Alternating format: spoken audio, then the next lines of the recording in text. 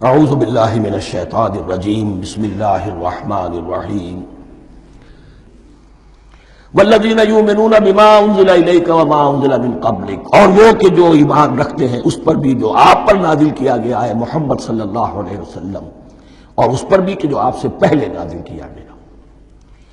یہ بہت اہم الفاظ ہیں، اس لیے کہ عام طور پر آج کل ہمارے ہاں یہ خیال پھیلا ہوا ہے کہ یہ تورات اور انجیل کے پڑھنے کا کوئی فائدہ نہیں، کوئی ضرورت نہیں، کوئی ضرورت نہیں کی حد تک تو شاید بات صحیح ہو، لیکن کوئی فائدہ نہیں، یہ بالکل غلط ہے۔ یہ ابتدا ہے قرآن کی، اور کس قدر اہتمام کے ساتھ کہا جا رہا ہے۔ ایمان صرف قرآن پر نہیں، اس پر بھی کہ جو اس سے پہلے نازل کیا گیا۔ اور سورہ نساء کی آیت، اور سورہ نساء نازل ہوئی ہے کہیں جا کر سن 6 ہجری میں، یا ایھا الذین آمنوا آمنوا باللہ ورسولہ والکتاب الذی نزل علی رسولہ والکتاب الذی انزل من قبل۔ تو اس سے ایمان جو ہے تورات پر اور انجیل پر اور زبور پر اور صحف ابراہیم پر، اجمالی ایمان کی جو اہمیت ہے اس کو اچھی طرح سمجھ لیجیے۔ البتہ یہ ہے کہ چونکہ ہم سمجھتے ہیں اور جانتے ہیں کہ ان کتابوں میں تحریف ہو گئی ہے، لہذا ان کتابوں کی کوئی شے قرآن پر حجت نہیں ہوگی۔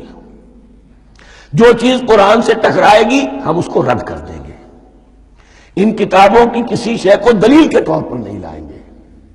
لیکن جہاں قرآن مجید کی کسی بات کی نفی نہ ہو رہی ہو تو بہت سے حقائق ہمیں ان کتابوں ہی سے ملتے ہیں۔ انبیاء کے مابین جو زمانی ترتیب ہے، کرونالوجیکل آرڈر جو ہے، وہ تو ہمیں تورات سے ملتا ہے، قرآن میں تو نہیں۔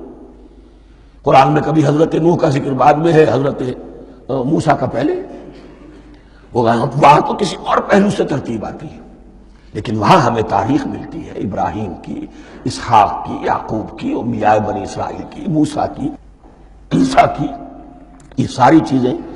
تو اس کی اہمیت جو ہے اس کو سمجھ لیجئے۔ والذین یؤمنون بما انزل الیک وما انزل من قبلک وبالآخرۃ ھم یوقنون، آخرت پر وہ یقین رکھتے ہیں۔ نوٹ کرنے والی بات کیا ہے کہ باقی سب چیزوں کے لیے لفظ ایمان آیا، آخرت کے لیے ایقان کیوں؟ واقعہ یہ ہے کہ انسان کے عمل کے اعتبار سے سب سے زیادہ مؤثر شے ایمان بالآخرہ ہے۔ ایمان بالآخرہ ہے تو عمل سیدھا رہے گا کہ ہاں مجھے جواب دہی کرنی ہے، جانا ہے، اٹھنا ہے، اللہ کے حضور حاضری ہے۔ اگر یہ یقین ہے تو عمل صحیح ہوگا۔ اس میں کمی ہو گئی تو توحید جو ہے وہ بھی بس ایک عقیدہ، ایک ڈوگما بن کے رہ جائے گی۔ ایمان بالرسالت بھی بدعات کو جنم دے گا۔ عید میلاد نبی منا لیجئے، اور کچھ عشقیہ اشعار کہہ دیجئے، نعتیہ اشعار کہہ دیجئے، اللہ اللہ خیر صلی اللہ، یہ ایمان بالرسالت کے مظہر ہوں گے۔ عمل انسان کا درست ہوتا ہے آخرت کے یقین کے ساتھ۔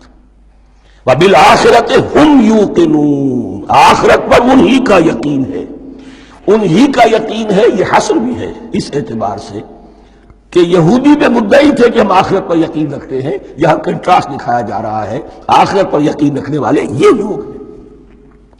اور تعویل خاص کے اعتبار سے وہ لوگ موجود ہیں تمہاری نگاہوں کے سامنے۔ 13 برس کی محنت کی کمائی محمد رسول اللہ صلی اللہ علیہ وسلم کی، اس کتاب کی، یتلو علیہم آیاتہ ویزکیہم ویعلمہم الکتاب والحکمہ، اس کا جو نتیجہ ہے وہ تمہارے سامنے ہے۔